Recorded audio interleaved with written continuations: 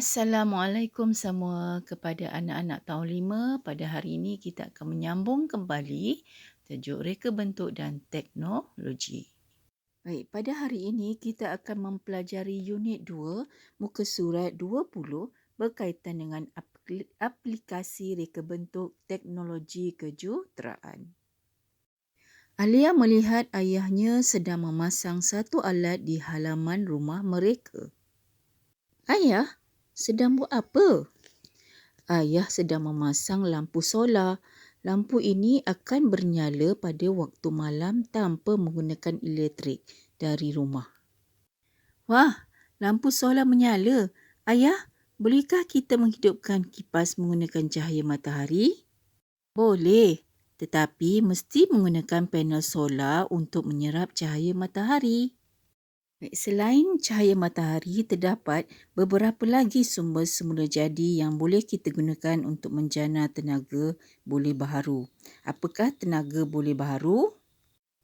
Baik, tenaga boleh baharu merupakan tenaga yang boleh dijanakan daripada sumber semula jadi secara berterusan.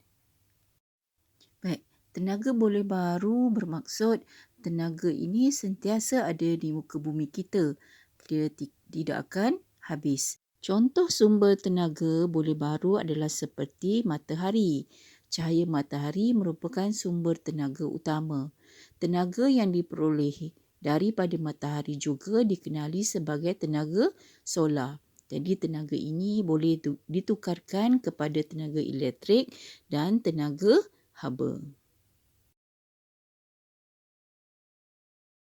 Kalau kita lihat, matahari merupakan sumber tenaga yang terbesar. Jadi, banyak aktiviti yang bergantung pada panas matahari.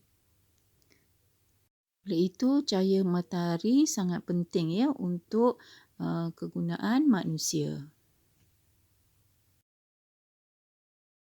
Tenaga boleh baharu yang kedua iaitu geoterma. Jadi geoterma ni ialah tenaga haba yang diperoleh daripada perut bumi. Jadi tenaga haba tersebut digunakan untuk menghasilkan wap atau steam yang akan menggerakkan turbin bagi menjanakan tenaga elektrik. Jadi daripada gambar ni kita boleh lihat ini adalah geoterma, tenaga geoterma.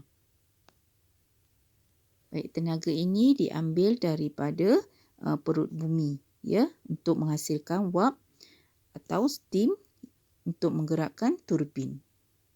Seterusnya yang ketiga adalah air. Jadi sumber air yang berterusan membolehkan empangan dibina bagi menjanakan tenaga elektrik melalui stesen jana kuasa hidroelektrik. Tenaga ini dikenali tenaga hidro. Baik, kalau kita lihat di sini, sumber air yang berterusan membolehkan empangan dibina. Ini adalah salah satu empangan yang digunakan untuk menghasilkan tenaga hidro.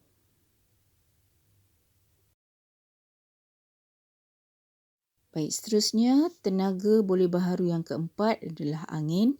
Jadi angin merupakan sumber alam yang tidak terhad dan sentiasa ada. Jadi tiupan angin yang kuat membolehkan kincir angin berputar bagi menjana tenaga elektrik. Baik, tiupan angin yang kuat membolehkan kincir angin berputar bagi menjana tenaga elektrik. Seterusnya, tenaga boleh baharu yang kelima adalah biojisim. Biojisim merupakan bahan daripada reputan benda hidup seperti tumbuhan dan najis haiwan untuk menghasilkan bahan api. Beberapa kaedah digunakan bagi menjanakan tenaga daripada biojisim ini. Ini adalah contoh bahan sisa buangan kelapa sawit untuk menjana tenaga elektrik. Boleh juga kita gunakan najis haiwan.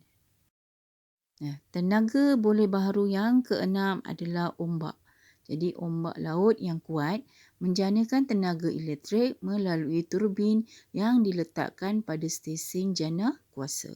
Baik, ini adalah contoh bagaimana ombak laut yang kuat mampu menjanakan tenaga elektrik melalui turbin. Okey, yang ini dinamakan turbin.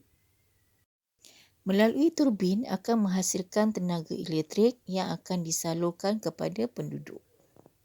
Baik, begitulah tenaga boleh baharu yang kita boleh dapat daripada matahari, geoterma, air, ombak, angin dan juga biogeosim. Baik, sampai sini saja pelajaran kita pada minggu ini. Jadi kita akan menyambung pada masa akan datang. Bye.